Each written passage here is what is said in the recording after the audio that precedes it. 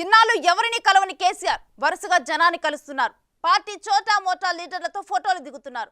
ఒకప్పుడు Erravelli farm house లో ఎవరికీ దొరకని గులాబీ బాస్ ఇప్పుడు పేరున ఆహ్వానాలు పలుకుతూ జనంతో ఉన్నట్లుగా ఊహించుకుంటున్నారు. అధికారంలో ఉండగా ఫామ్ హౌస్ దాటలేదు. తాజాగా విపక్షంలో ఉన్నప్పుడు అదే ఫామ్ హౌస్ లో బుజ్జగింపులు చేసుకుంటున్నారు. రోజుకో ఎమ్మెల్యే సీనియర్ నేతలు పార్టీ మారుతుంటే ఏమీ చేయలేకపోతున్నారు. పైగా వచ్చే 15 ఏళ్లు అధికారం మనదే అంటూ అందరికీ చెప్పి పంపించడం మరో హైలైట్.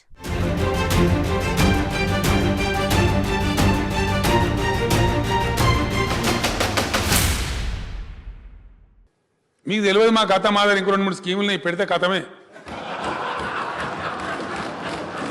నేను ఆశామాషిగా చెప్పలేదు అధ్యక్ష, వాస్తవాలతో కూడుకున్నటువంటి విషయాలు నేను చెప్పిన. నేను మొన్న చెప్పింది కూడా ఆశామాషిగా చెప్పలే. కనిష్టంగా ఇప్పుడు ఉన్న టర్మ్ కాక ఇంకో 2 టర్మ్ మేమే గెలుస్తాం టీఆర్ఎస్. ఎవరికి అనుమానం అవసరం లేదు. కేసీఆర్ ఒక మాట చెప్పారంటే అది ఖచ్చితంగా జరగదు అన్న టాక్ పొలిటికల్ సర్కిల్స్ లో ఉంటుంది. పలానా పని చేస్తా అంటే అసలే చేయరు, పలానాది జరిగి తీరుతుంది అంటే ఖచ్చితంగా జరగదు. ఇదే వరుసగా రిపీట్ అవుతూ వస్తోంది. ఎందుకంటే గులాబీ బాస్ లెక్కలు అలా ఉంటాయి. ఎవరు చెబుతారో లేదంటే ఎవరి మాట ఆయన వింటారో తెలియదు గాని అంతా రివర్సే. 2019లో కేసీఆర్ చెప్పిన మాట విన్నారుగా. పోయిన టర్మ్ కాదు, వచ్చే 2 టర్ములు గెలుపు మనదే అన్నారు. సీన్ కట్ చేస్తే అపోజిషన్ కు పరిమితమైపోయారు.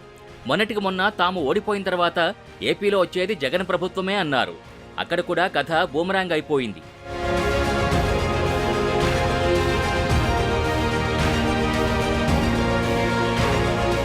సరే, ఇది గతం అనుకుంటే ఇప్పుడేం జరుగుతుందో ఓసారి చూద్దాం. ఒక్కసారి ఈ సీన్లు చూడండి. కేసీఆర్ ఎర్రవెల్లి ఫామ్ హౌస్ ఒకటే జనంతో నిండిపోతోంది. ఇన్నాళ్లు కేసీఆర్ దర్శనం దొరకని వారు, కేసీఆర్ని డైరెక్ట్గా చూడని వారు, కేసీఆర్తో ఫోటోలు దిగని వారంతా క్యూ కడుతున్నారు. ఇదంతా గులాబీ బాస్ పిలుపుతోనే. వరుసగా అధికారం రావాలంటే చాలా చేయాలి, చాలా కోల్పోవాలి, చాలా సహనంతో ఉండాలి. కానీ గత 10 ఏళ్లలో అదే జరగలేదు. ఎవరికీ అపాయింట్మెంట్ లేదు, ఎవరిని దగ్గరికి రానివ్వలేకపోవడం, తాను చెప్పిందే వేదమనుకోవడం, ఇలాంటివన్నీ జరిగాయి. సీన్ కట్ చేస్తే జనం అధికార పీఠం నుంచి దింపేశారు.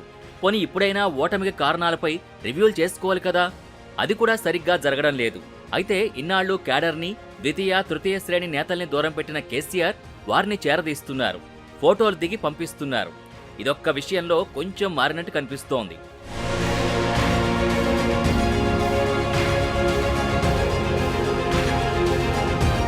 క్యాడర్తో మమేకమవుతున్నారు సరే, కానీ ఫామ్ హౌస్ నుంచి బయట అడుగు పెట్టడమే మర్చిపోయారా అన్న చర్చ రాజకీయ వర్గాల్లో జరుగుతోంది. ఎన్నికలు ఉంటేనే జనం దగ్గరికి వెళ్లాలా, ఎన్నికలు లేకపోయినా వెళ్లాలా అన్న ప్రశ్నలు కేసీఆర్ విషయంలో అలాగే ఉంటున్నాయి. సరే, వచ్చిన జనానికి గులాబీ బాస్ ఏం చెబుతున్నారో చూడండి. పార్టీ నుంచి వెళ్లిపోతున్న వారిని కాపాడుకోలేక మళ్లీ పాడిందే పాట అన్నట్టుగా హితోపదేశాలు చేస్తున్నారు. పార్టీ నాయకులు కార్యకర్తలు కొంచెం ఓపిక పట్టాలని చెబుతూనే ఈసారి మళ్లీ వచ్చాక మరో 15 ఏళ్లు బీఆర్ఎస్ఏ అధికారంలో ఉంటుందని చెప్తున్నారు. మరో 2 ఏళ్లలో నియోజకవర్గాల పునర్వ్యవస్థీకరణ జరిగే అవకాశం ఉందని, తెలంగాణలో నియోజకవర్గాల సంఖ్య 160 వరకు పెరగచ్చని అన్నారు. తెలంగాణ పునర్నిర్మాణం ఇంకా జరగాల్సి ఉందని, వచ్చే ఎన్నికల్లో బీఆర్ఎస్ తరపున ఎవరికి బీఫామ్ దక్కితే వాళ్లదే విక్టరీ అంటూ ఉత్సాహపరుస్తున్నారా, లేదంటే అతి విశ్వాసానికి వెళుతున్నారా అన్నది పార్టీ నేతలకే అర్థం కావట్లేదట.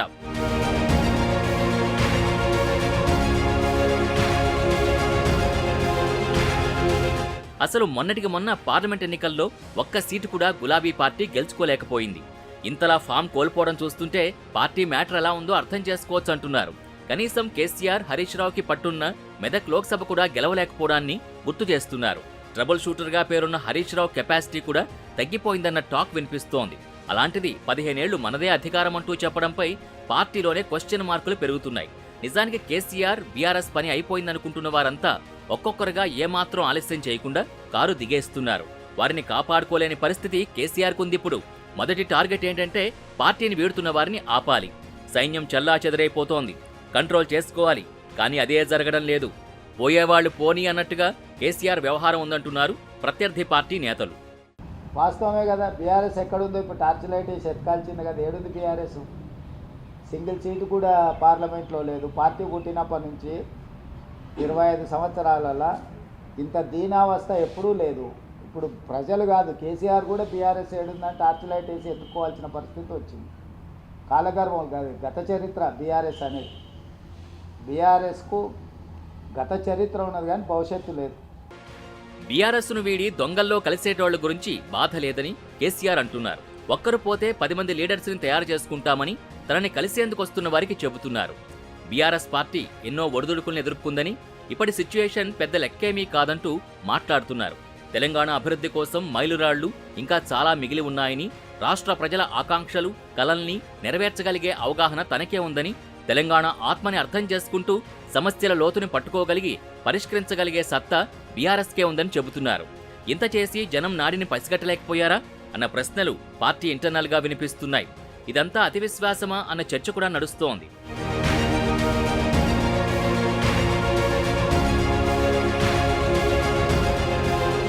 బీఆర్ఎస్ ఓటమికి ప్రజలదే తప్పు అంటున్నారు. ప్రజాస్వామ్యంలో కొన్నిసార్లు అబద్ధపు ప్రచారాలు నమ్మి ప్రజలు బోల్తా పడుతుంటారని, మొన్న జరిగిన ఎన్నికల్లో అదే జరిగిందని పార్టీ నేతలకు చెబుతున్నారు. ఇదే కాదు, ఓడడంపై గులాబీ బాస్ కొత్త సూత్రాన్ని ప్రస్తావిస్తున్నారు.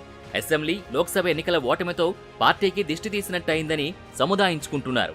కాంగ్రెస్కు ఓటేసినందుకు ఇప్పటికే ప్రజలు నాలుగు కరుచుకుంటున్నారని, తెలంగాణ సమాజం తిరిగి బీఆర్ఎస్నే కోరుకుంటుందన్న నమ్మకంతో ఉన్నారు. ఇదొక్కటే కాదు, అధికారం పోవడాన్ని కేసీఆర్ అస్సలు జీర్ణించుకోలేకపోయారు. ప్రభుత్వం కూలిపోతుంది అని పదే పదే కేసీఆర్, కేటీఆర్ సహా గులాబీ నేతలు మాట్లాడారు. వాళ్లలో వాళ్లకే కలహాలు ఏర్పడి ప్రభుత్వం పడిపోతుందని చాలా మాట్లాడారు. ఆశలు కూడా పెట్టుకున్నారు. వీటిపై సీఎం రేవంత్ రెడ్డి ఘాటుగా మాట్లాడడంతో ఈ మాటలు మాట్లాడడం అప్పట్నుంచి ఆపేశారు.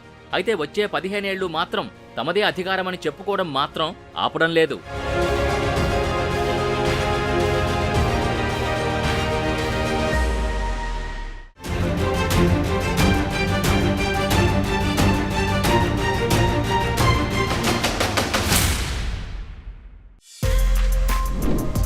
For more videos like this, subscribe Big TV channel.